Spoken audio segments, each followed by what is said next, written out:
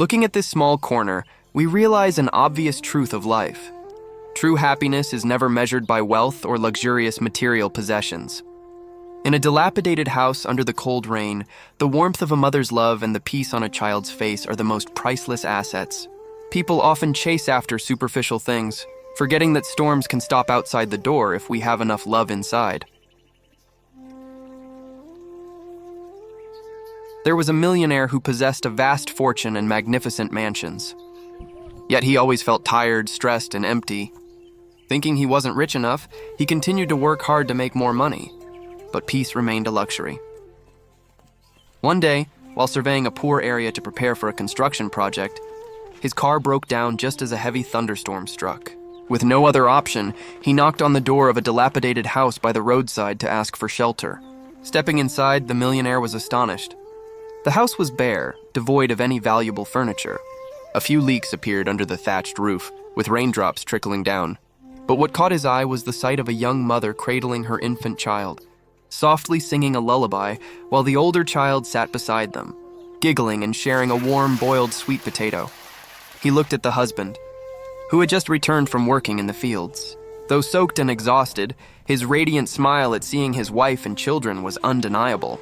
In that house, the sound of the rain seemed to become a background melody for their family, not a source of fear.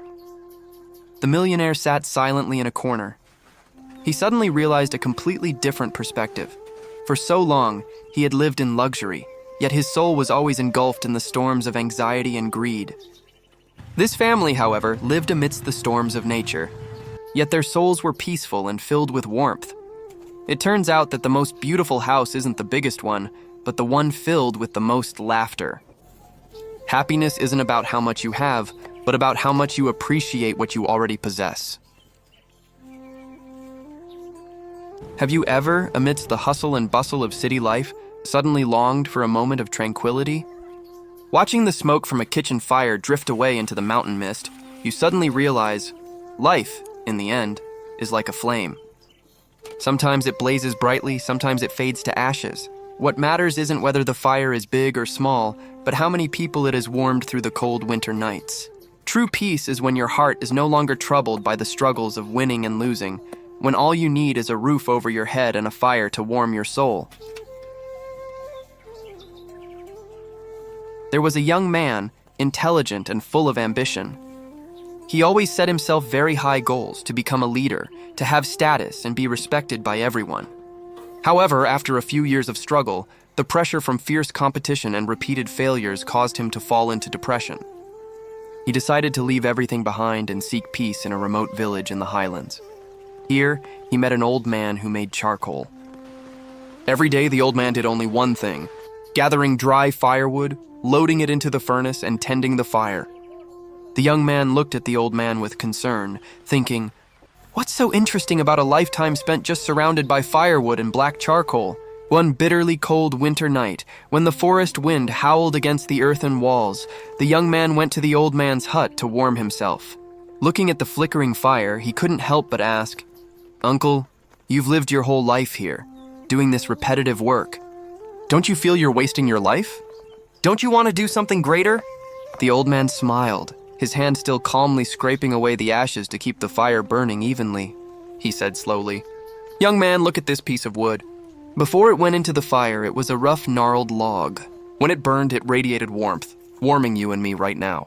And after it burned out, it left behind black embers, which people used to light new fires elsewhere." The old man looked directly into the young man's eyes. Life is like that too. Many people are busy accumulating large, abundant logs, but forget how to burn them to create warmth. They cling to their ego until it rots away. Greatness or smallness doesn't depend on where you stand, but on whether you dare to burn yourself completely for something meaningful. I don't waste my life. I'm transforming it into warmth.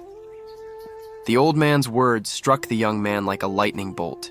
He looked down at the fire, then back at the old man's hands, whitened by the wind and rain, but his eyes filled with serenity. He suddenly realized that all his suffering had stemmed from his constant desire to accumulate the approval of others, rather than learning to ignite love and sincerity from within. That night, by the crackling fire of the charcoal burner, The young man, for the first time in many years, found a peaceful, dreamless sleep.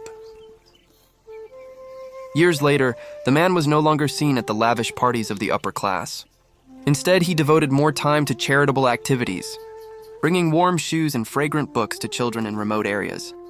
Someone asked him, "What caused such a drastic change in a workaholic and cold person like you?"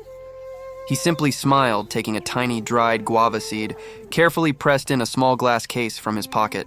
He said, "A stranger child gave me a world of peace with just a wild guava and a sincere smile. I received such a great gift from life. Now it's time for me to repay it." It turns out that even the deepest wounds can be healed, not by time or money, but by opening our hearts to receive and give love.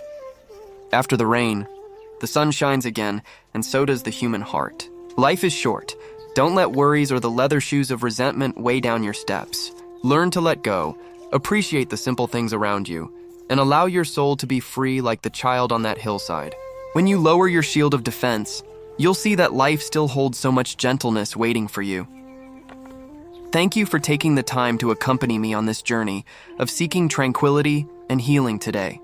If this video has touched a corner of your heart, or helped you feel a little lighter after a long, tiring day, please don't forget to leave a like and subscribe to the channel.